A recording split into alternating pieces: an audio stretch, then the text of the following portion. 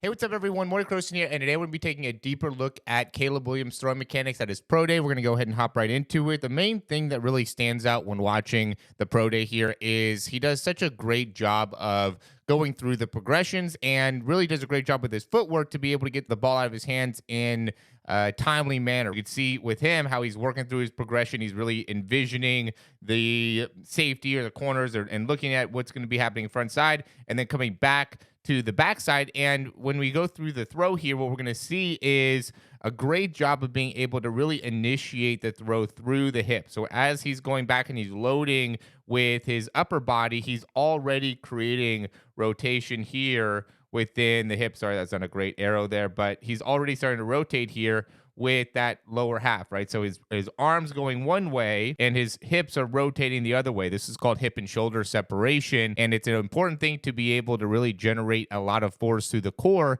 and take some of the pressure off of the arm when going through the throw. So it's definitely an important thing. And then through here, we can see how he does a great job of now really driving or continuing to drive that rotation through the hips to then get the elbow to come through. So now everything is facing straight ahead. So he's not really trying to drive a lot through the arm as much as he's using his hips to continue to rotate through, and he's getting a push off of that back foot to make it so now he's facing towards the target. Because we'll see a lot of people that will end up having a hard time getting all the way around with their arm and end up using a lot more of the arm to just get into this position, as opposed to when you push off the ground and really rotate through the spine and just let the arm follow. You'll get to that spot, but it'll be in a lot more natural way and will take, again, some of the stress off the arm. So now you can utilize the extension in the elbow and extension in the wrist to really drive through with the throw. I always like to take a look at the release time, right? So how I do this is we look at when the ball ends up leaving the front hand. So we can see going back here, right there is going to be when he first leaves. We're going to say it's 57.82, just looking at that timestamp down here at the bottom. And then from here, when the ball comes out of his hands,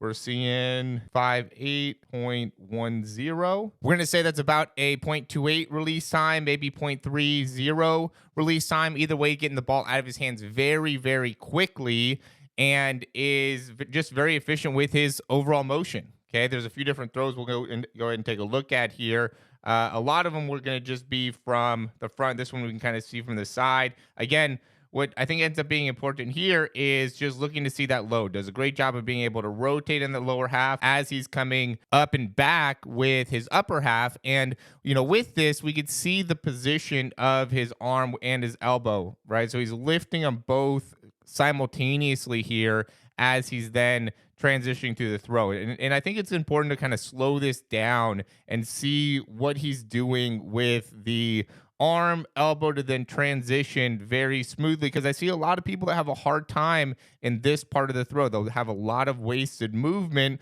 where they're just lifting up with the ball and not coming through with the elbow, and that really makes a big difference when it comes to the timing of the throw. If you're not getting a lot of velocity on the throw, or something that you want to be able to really work on is velocity, then what I would say is the primary reason I see quarterbacks have velocity issues because of the timing that they have within their upper body. So they're late in getting the upper body to start coming through as they're going through the throw, and therefore have a consistent, difficult time with generating a lot of force. Here's another view of a similar thing. I like to look at the back angle. So we're looking to see what he's doing with the elbow, what he's doing with the arm to be able to get himself in a position to be very quick in getting the nose of the football around. Once you get to this position, we should already see the nose of the football facing off to the side. We shouldn't still be seeing the nose of the football facing back, and we should also already be seeing the elbow start to go through the throw. Notice how his elbow is not behind his shoulder. He's already bringing the elbow through, and that's why he has such a great release time. Here's another really good example. Notice he's here,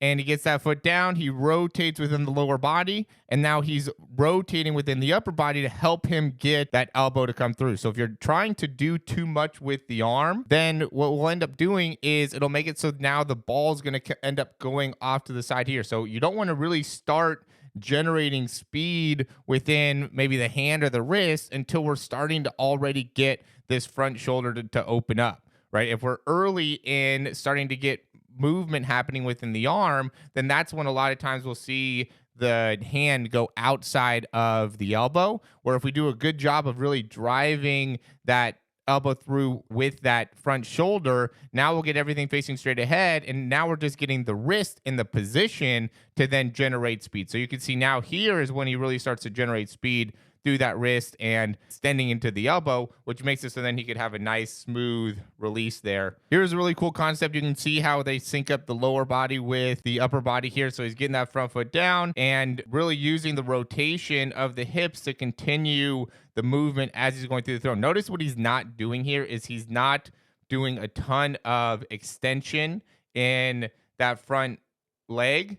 Okay. And also notice how he's not doing very much lifting within that front heel, right? Most of this is all happening through a rotation. The way to do that is by keeping the weight back. Okay, so if you end up having an issue with extending in that front knee and or lifting within that front heel, typically the reason that's happening is because you're just way too fast getting your weight onto the front part of the foot, and therefore you end up not being able to properly transition the weight all the way around and through. We end up shifting the weight too far forward, and then you have nowhere to really go but upwards within that foot. So make sure when you get that front foot down that we're staying with the weight back, right? When we're stepping, we don't want to be stepping and immediately shifting all our weight onto that front foot. We want to be stepping and landing and really keeping that weight back the best that we can, and we're continuing to rotate. Notice how his hip is really behind that heel the whole time, and that makes it so now he can keep that weight into the heel as he's continuing to rotate, where if you get your hip out in front of that heel,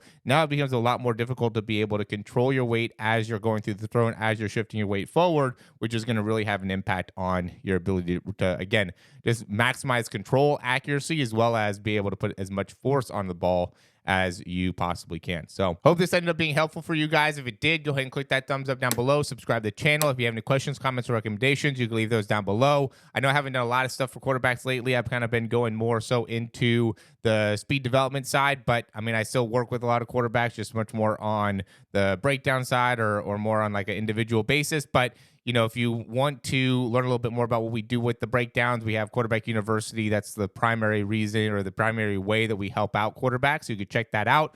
Another great option that you could do is we have different things down in the description to get an individual breakdown. If you want to get something like this that can really showcase some of the main things that we can improve on when it comes to your throwing mechanics, then we'd be happy to do that for you. All that stuff is going to be in the link in the description down below. I had a lot of people reach out to me that said that they wanted to see a Caleb Williams Pro Day breakdown, and so I thought I would do that here. I was interested in seeing what he did in the Pro Day as well. Let me know what you guys think in the comments down below. Thanks for watching. We'll talk to you soon.